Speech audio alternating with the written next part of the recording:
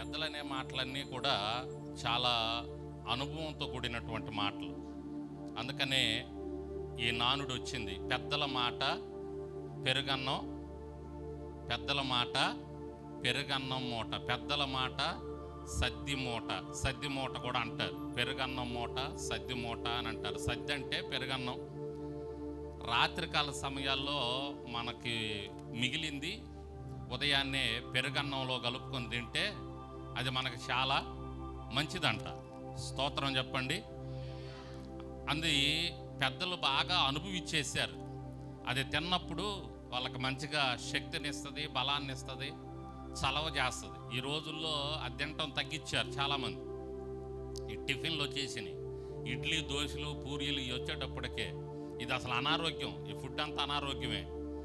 ఈ ఫుడ్ వచ్చేటప్పటికే ఆ ఫుడ్ను మర్చిపోయారు. కానీ గతంలో పెద్దోళ్ళు పెరుగన్నం తినేవాళ్ళు, పొద్దున్నే లేచి పనికి వెళ్ళేవాళ్ళు. ఆ పెరుగన్నం వాళ్ళకి బాగా బలాన్ని ఇచ్చేది, శక్తినిచ్చేది, చలవ చేసేది, వేడిని పోగొట్టేది.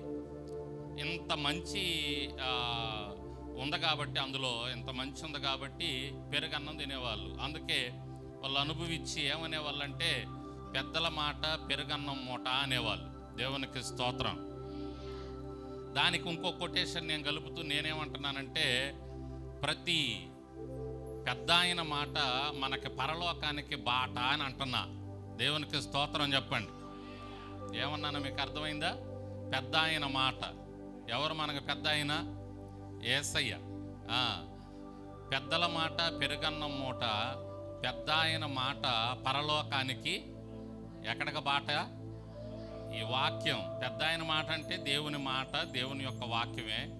ఈ మాటలు మనం తీసుకున్నప్పుడు మనం ఎక్కడికి బాట వేసుకుంటున్నాం?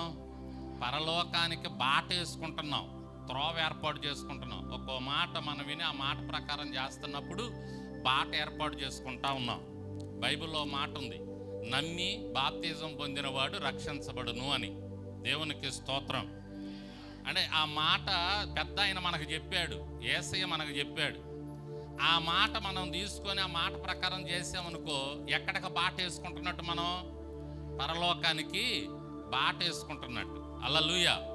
మరి ఈరోజు కొంతమంది బాప్తిజాలకు సిద్ధపడ్డారని తెలుసుకొని చాలా సంతోషిస్తూ ఉన్నాను. ఇప్పుడు వాళ్ళు ఎక్కడికి బాట వేసుకుంటున్నారు? పరలోకానికి. ఏం వేసుకుంటున్నారు? బాట. చక్కగా నడుచుకుంటూ వెళ్ళిపోతారు అన్నమాట. త్రోవ లేకపోతే, బాట లేకపోతే వెళ్ళటం కష్టం. కాబట్టి మనం బాట వేసుకొని వెళ్ళాలి. ఎక్కడికి వెళ్ళాలన్నా పరలోకానికి కూడా బాట వేసుకోవాలంటే ఇది నేల మీద ఉన్నది కాదుగా. నేల మీద బాట వేసుకోవడానికి ఈ బాట ఏంటి అంటే, ఆత్మీయంగా ఆలోచిస్తే దేవుని మాట జాగ్రత్తగా వింటే బాట. రేపొద్దున ఆయన వచ్చినప్పుడు అలా వెళ్ళిపోతాం ఆయన దగ్గరికి. దేవునికి స్తోత్రం. అదే బాట. కాబట్టి పెద్ద ఆయన మాట మనం జాగ్రత్తగా తీసుకొని ఆ మాట ప్రకారం నడుచుకుంటే మనం పరలోకానికి బాట వేసుకుంటాం. ఆ పెద్దల మాట వింటే పెరుగన్నం మూటలాగా మనకి ఎలా శక్తిని, బలాన్ని చలవ చేస్తుందో, అలాగే దేవుని మాట కూడా వింటే పరలోకానికి బాట వేసుకొని రేపు పరలోకంలో ఉంటాం.